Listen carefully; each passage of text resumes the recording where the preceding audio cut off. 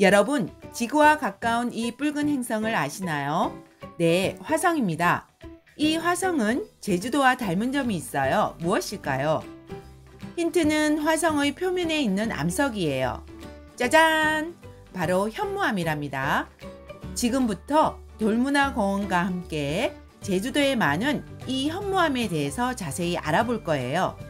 일단 돌문화공원에서 받은 선물 꾸러미에서 체험지와 체험 키트를 준비해 주세요. 특별 선물인 이 노란색 광물을 제외하고 나머지 체험 키트에 들어있는 것들의 공통점은 무엇일까요? 바로 마그마에서 만들어졌다는 거예요. 이런 뜨거운 마그마가 굳어져서 만들어진 암석을 화성암이라고 하는데, 여기에 있는 암석과 광물 모두 마그마가 굳어져서 만들어졌어요. 이 투명한 원통에 들어있는 것은 희석과 사장석이라는 광물이고요. 이 작은 유리병에는 희석과 사장석의 광물가루가 들어있어요. 체험지를 보면 여기 이 부분에 발리암과 현무암을 구성하는 광물들을 보여주는데, 희석과 사장석이 제일 많이 들어있어요. 여러분이 받은 키트에 발리암과 현무암이 있으니 희석과 사장석이 많이 들어있는지 확인해 볼까요? 이렇게 생긴 발리암에서 밝고 불투명한 광물인 사장석과 어두운 색의 희석을 찾으셨나요? 그리고 사장석이 적고 희석이 아주 많은 이런 발리암도 있을 거예요. 이 영상에 보이는 발리암에서는 크고 멋진 사장석과 희석을 볼 수 있어요. 체험지를 보시면 이렇게 희석보다 사장석이 많이 들어가는 발리암도 있고, 희석이 사장석보다 아주 많은 발리암도 있어요. 지금부터 여러분이 직접 체험지에 표시되어 있는 하얀 줄을 이용하여 대표적인 발리암을 만들어 볼 거예요. 먼저 이 핀셋을 이용하여 하얀 줄 위에 희석과 사장석을 올려보세요. 그리고 유리병 뚜껑을 열고 조심스럽게 희석을 빼내어 하얀 줄 위에 올려줍니다. 다음은 사장석을 나머지 줄 위에 올려주세요. 이제 선 위에 있는 희석과 사장석을 모두 섞어주세요. 섞어진 광물가루들을 모아서 발려암 칸으로 이동해 주세요. 광물가루가 펼쳐지면 흙처럼 보이니 암석처럼 보이도록 뭉쳐주세요. 이제 이 노란 스티커에 있는 투명 테이프를 그 위에 고정시켜 주시면 됩니다. 멋진 발리암 완성! 이번에는 이 현무암에서 희석과 사장석을 찾아볼 거예요. 잘 보이지 않는다고요? 네, 맞아요. 현무암에는 희석과 사장석이 잘 보이지 않는답니다. 왜 그럴까요?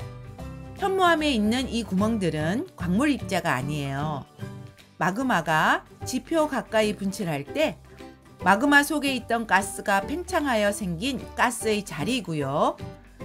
광물 입자는 너무 작아서 눈에 보이지 않아요. 왜냐하면 현무암은 마그마가 화산 분출로 급하게 식어서 광물 입자가 눈에 보일 만큼 성장할 시간이 없었거든요. 마치 엄마 아빠의 사랑으로 생긴 아기 씨앗이 엄마 뱃속에서 처음 수정될 때는 눈에 보이지 않을 정도로 아주 작은 것처럼 말이에요. 그렇지만 엄마의 뱃속에서 충분한 영양과 10개월의 시간이 지나면 많이 자라서 태어나지요. 이렇게 땅속 깊은 곳에서 충분한 시간을 가지고 광물이 천천히 성장하면 우리 눈으로 볼 수 있는 광물이 만들어져요. 발리암에 있는 눈에 보이는 희석과 사장석처럼 말이죠. 즉 현무암은 금방 수정된 작은 아기 씨앗이고, 발리암은 10개월간 엄마 뱃속에서 자라서 태어난 아기라고 생각하시면 돼요. 그리고 현무암처럼 화산 분출로 마그마가 금방 식어버려 광물 입자가 눈에 잘 보이지 않는 암석을 화산암이라고 하고요. 화산암에는 현무암 이외에도 유문암, 안산암, 코마타이트가 있어요.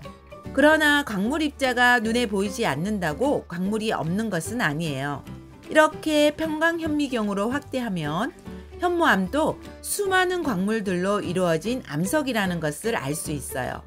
반면 반려암처럼 땅속 깊은 곳에서 천천히 식어서 강물 입자가 눈에 보이는 암석을 심성암이라고 해요.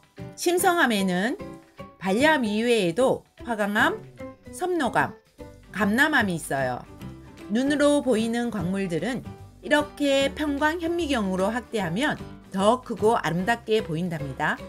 체험 키트에는 휘석과 사장석 외에 또 다른 광물들도 있어요.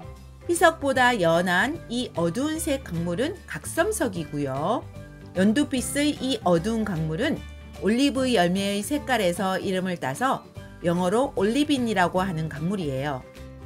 그런데 올리브 열매가 동양의 감람나무 열매와 비슷해서 올리브석을 잘못 번역해서 감람석이 되었다고 하네요. 체험지를 보면 이렇게 휘석, 사장석과 함께 소량의 감람석이 들어가 있는 반려암도 있고요. 휘석, 사장석과 함께 소량의 각섬석이 들어가 있는 반려암도 있어요. 즉, 감람석과 각섬석도 반려암과 현무암을 구성하는 광물이에요. 그러나 휘석과 사장석이 반려암과 현무암에 가장 많이 들어있어요. 이제 반려암과 현무암은 같은 광물 조성을 가진 암석이지만 광물의 크기에 따라서 이름이 달라진다는 것을 아셨지요? 그리고 현무암은 철을 함유하는 돌이라는 뜻의 바잘에서 왔다는 이야기도 있어요. 그래서 현무암에 이렇게 강력한 자석을 대보면 약간의 자력이 느껴지기도 한답니다. 작고 철이 많이 함유된 현무암은 이렇게 강력한 자석에 달랑달랑 붙기도 하네요. 이 현무암은 제주도 성상일출봉 주변에 있는 현무암인데 강력한 자석을 붙여도 잘 붙지 않아요. 그런데 간혹 자석에 잘 붙는 현무암도 보여요. 여러분의 키트에도 작은 현무암이 있어요. 이 네오디움 자석을 이용하여 자력을 테스트해보면 어떨까요? 체험지를 보면 이 방향으로 철, 마그네슘과 칼슘 성분이 많고 반대 방향으로 규소 성분, 즉 석영이 증가한다는 것을 알 수 있어요. 마지막으로 이 노란색의 얇은 강물은 지각에 많은 7대 조항 강물은 아니지만 누구나 갖고 싶어 하는 금이랍니다. 이것은 특별히 먹을 수 있게 만든 식용금인데요.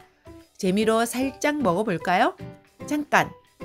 먹기 전에 핀셋은 깨끗이 닦아서 사용해주세요. 이상 제주 돌문화공원과 함께한 현무암 자세히 들여다보기 체험이었습니다.